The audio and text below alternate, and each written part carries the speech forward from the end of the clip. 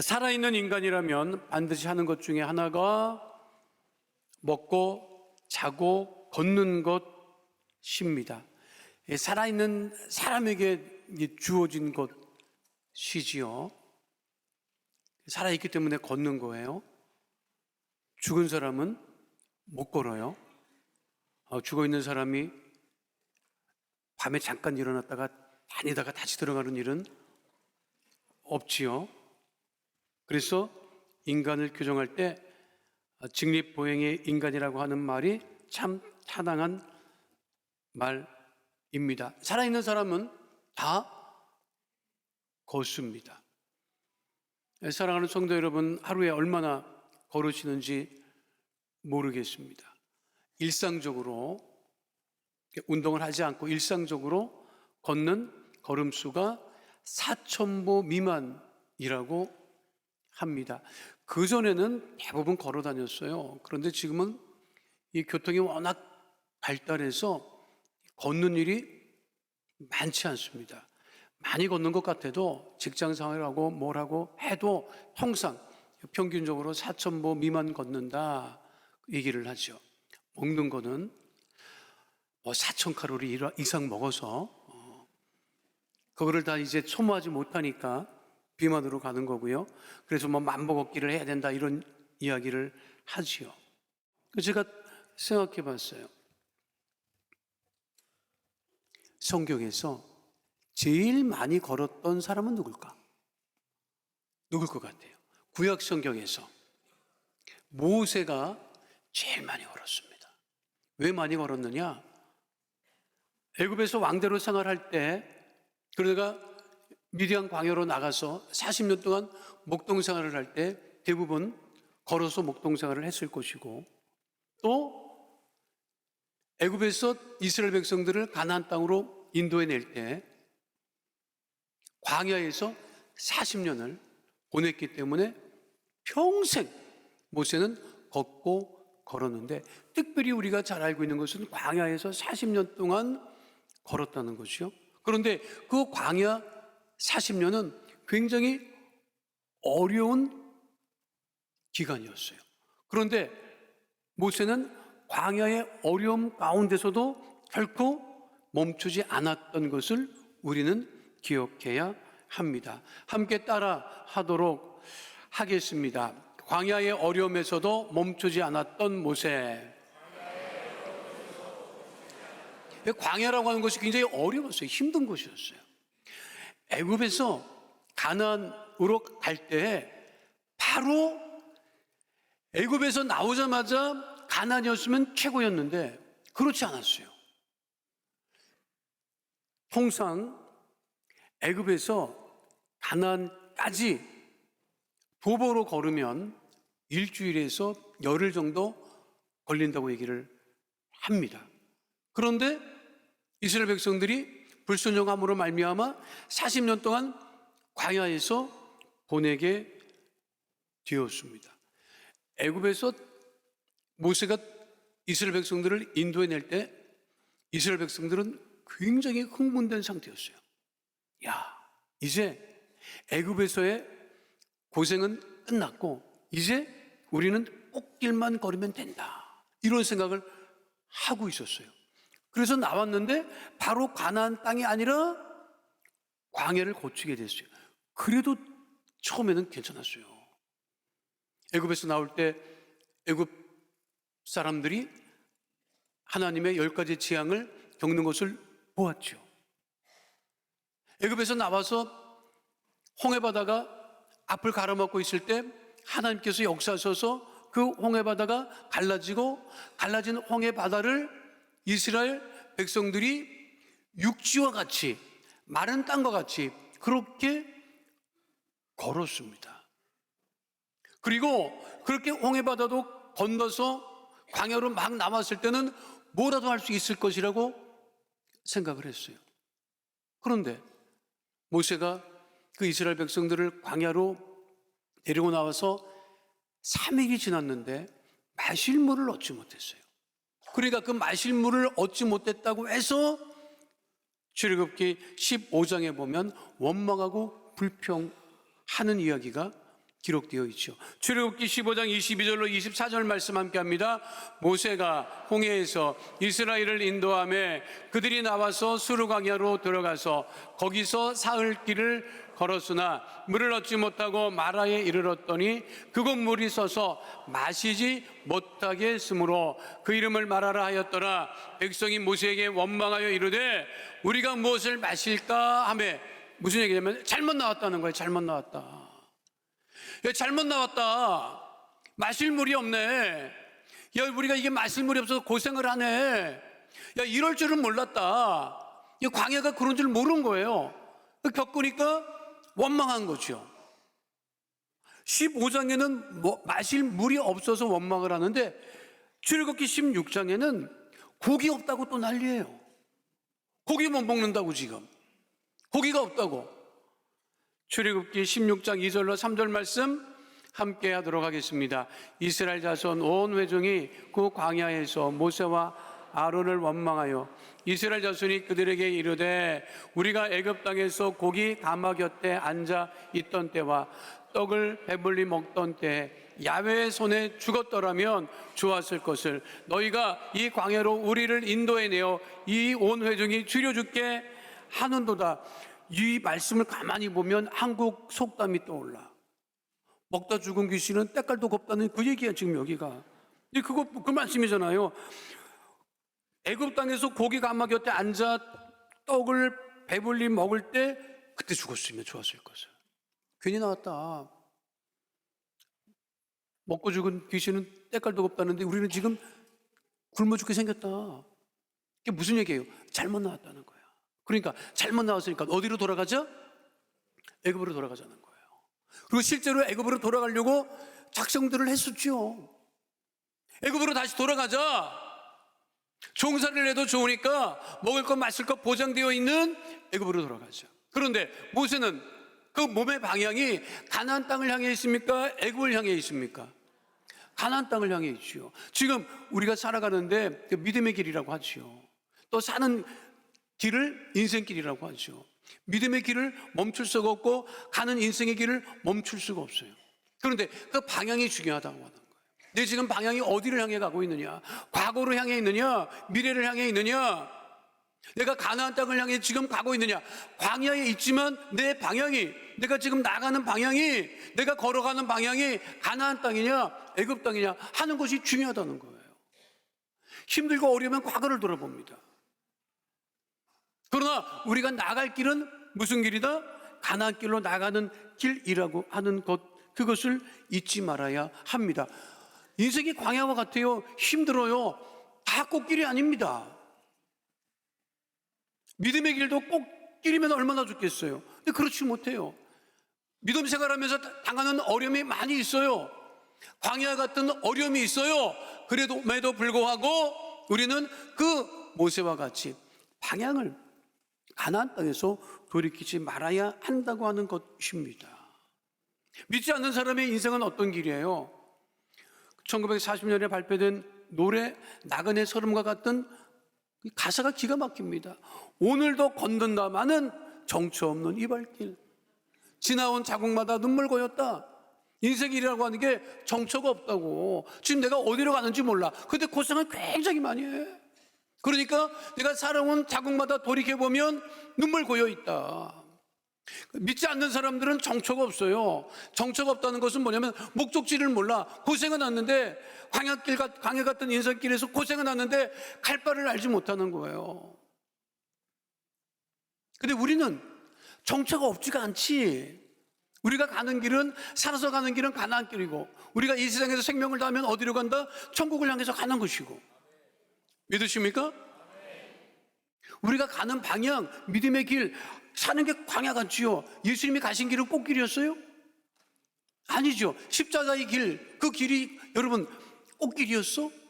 고난의 길, 죽음의 길.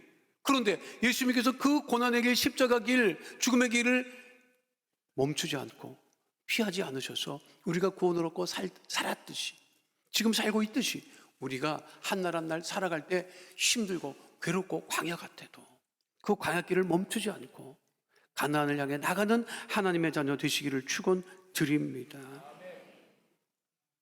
구약 인물에 보면 또 꽤나 걸었던 인물이 있다, 여러분.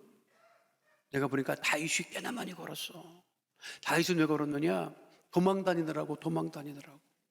사울왕이 잡아 죽이겠다고 하니까 도망 다니더라고. 그런데 사울왕이 다윗을 죽일 이유가 없습니다, 여러분. 근데 왜 죽이려고 한 거예요? 자기보다 인기가 좋다 이거야. 자기 자리를 넘을 수도 있다 이런 생각을 하지요. 그러니까 다윗은 정말 억울했습니다, 여러분. 그런데 다윗은 억울함에도 불구하고 가던 길을 멈추지 않았다는 거야. 따르겠습니다. 억울함을 당해도 멈추지 않았던 다윗.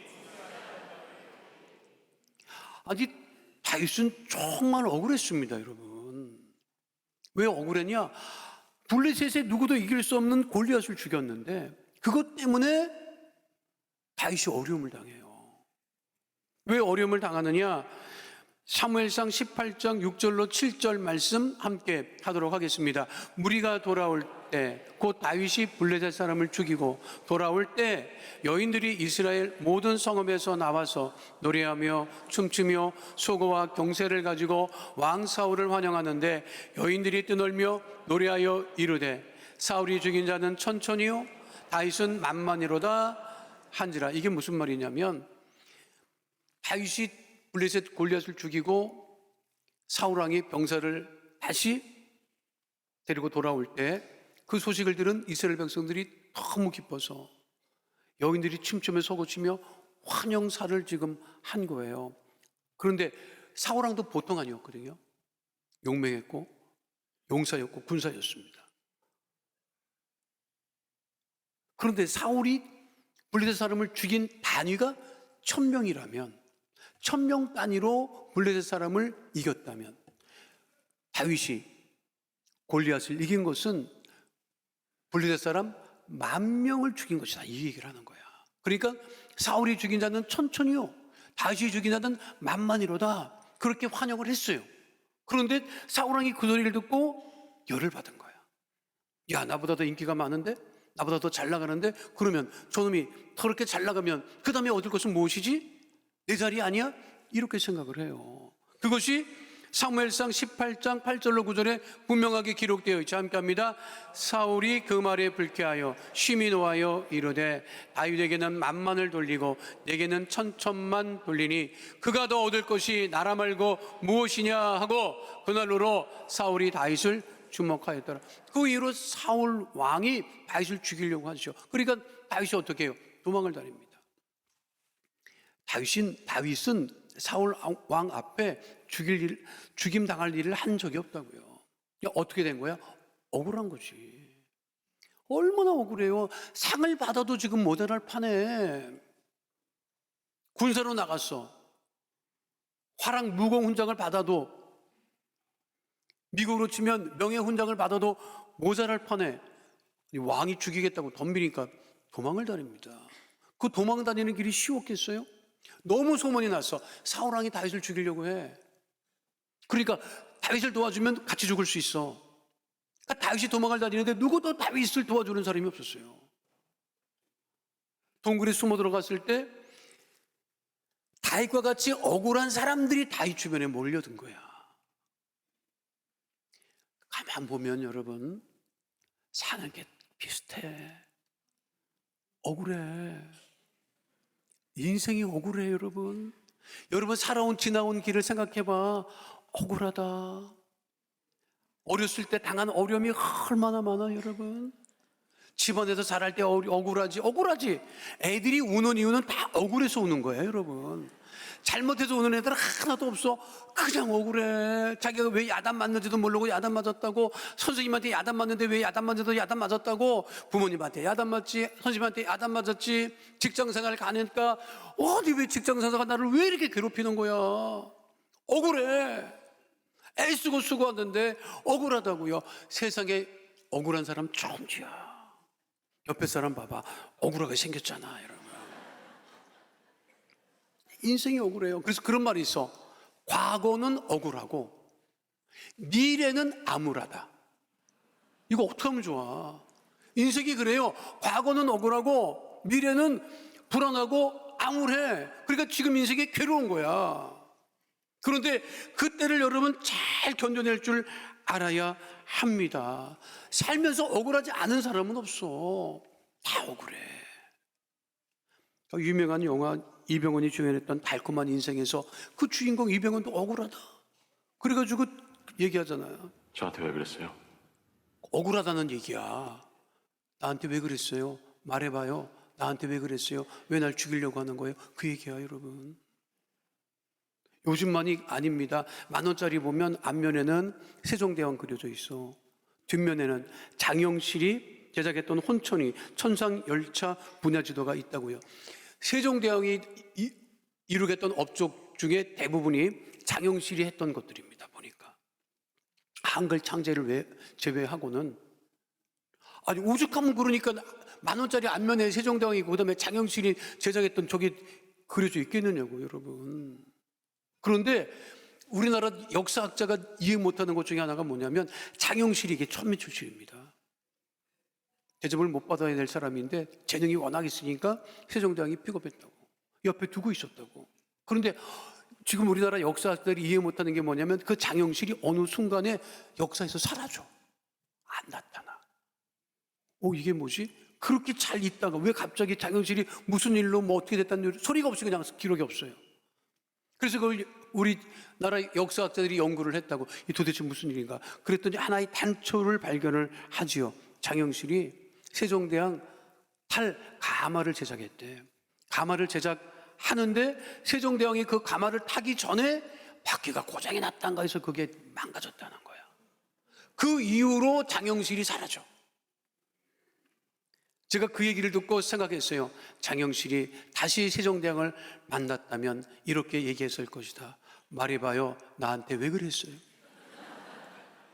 그렇게 하지 않았을까?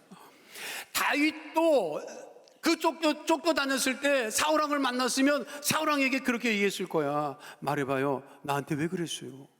나를 왜 죽이려고 한 거예요? 왜 나를 억울한 사람 만든 거예요? 그렇게 얘기를 했겠지. 세상에서 억울한 일을 당해도 기도하시기 바랍니다. 억울하다고 말해봐야 해결 안 되고, 억울하지만 내가 하나님 앞에 다윗처럼 기도할 때, 원망하지 않고 하나님께 기도할 때 하나님께서 그 억울함을 보시고 여러분들을 복 주시고 형통하게 하신다고. 그러니까 결국 보세요. 이 성경에 하나님께서 사울 왕을 높이셨습니까? 다윗을 높이셨습니까? 다윗을 높이셨죠. 왜 살면서 억울하지 않겠어요, 여러분? 근데 하나님이 알고 계신다고. 여러분들을 괴롭히는 사람이 이미 누군지 하나님 알고 계시고, 그런데도 쫓아가서 원수 갚지 않고 죽이겠다고 덤벼들지 않고 욕하지 않고 기도하고 참는 자를 하나님께서 복 주시는 거예요, 여러분. 물론 쫓아가서 소리 지르고 그냥 싸움하면 속은 풀려. 근데 복은 없어. 그래도 다윗처럼 억울함을 당해도 그 믿음의 길을 멈추지 않는 주의 백성 되시기를 축원드립니다. 자, 그러면 신약에서 가장 많이 걸었던 사람은 누굴까요? 신약 성경에서 가장 많이 걸었던 사람은 바울이 제일 많이 걸었어요. 바울은 왜 걸었느냐? 복음을 전하려고. 복음을 전하려고 걸었는데 얼마나 걸었느냐? 사도행전에 기록된 기록, 세 차례에 걸친 선교 그 기록, 그거를 키로수로 환산하니까 17,000km라는 거예요. 그 17,000km면 여러분들 이게 잘 안 온다고. 비유를 하면 서울에서 부산까지가 325km예요. 백두산에서 부산까지가 762km. 산티아고 순례길이 800km, 40일 걸린다고 하죠. 그러니까 17,000km는 얼마나 되느냐? 여러분 앉은 자리에서 브라질까지야. 막 걸어봐. 시간 내서 한번 걸어가. 지금도 한국에서 브라질에서 한국 오려면요 이틀 걸려. 비행기로만 꼬박 24시간 걸리는 것 같더라고. 근데 바울은 그 길을 다 걸었다. 그래서 그런 얘기를 합니다. 바울의 육체의 가시가 무엇이냐? 바울이 자기의 육체의 가시를 없애달라고 하나님께 기도했다가는 기록이 성경에 기록되어 있죠. 사람들은 안 지릴 것이다, 간지릴 것이다 그러는데 어떤 사람은 뭐라고 얘기를 하느냐면 그거는 관절염이다. 왜? 너무 걸어가지고 관절이 다 없어졌을 것이다. 그것도 일리가 있죠. 그런데 바울이 복음을 전할 때, 복음을 전한 곳에서 도시마다 가서 복음을 전할 때 환영받지 못했어요. 핍박받았다고, 어려움을 당했다고. 그 기록이 고린도후서 11장 24절로 27절에 기록되어 있습니다. 함께 하도록 하겠습니다. 유대인들에게 40에서 하나 감암매를 5번 맞았으며 3번 태장으로 맞고 1번 돌로 맞고 3번 파선하고 일주일을 깊은 바다에서 지냈으며 여러 번 여행하면서 강의 위험과 광도의 위험과 동족의 위험과 이방인의 위험과 시내의 위험과 광야의 위험과 바다의 위험과 거짓 형제 중의 위험을 당하고 또 수고하며 애쓰고 여러 번 자지 못하고 줄이며 목마르고 여러 번 굶고 춥고 헐 벗었노라. 바울이 그럼에도 불구하고 복음 전하는 것을 멈추지 않았다. 그리고 바울이 고백합니다. 오늘 본문 디모데후서 4장 7절 말씀 함께 하도록 합니다. 나는 선한 싸움을 싸우고 나의 달려갈 길을 마치고 믿음을 지켰으니. 이것이 바울의 고백입니다. 예수 믿는 것이, 믿음의 길을 가는 것이 꽃길만 걷는 것은 아니에요. 보장된 길만 걷는 것이 아니에요.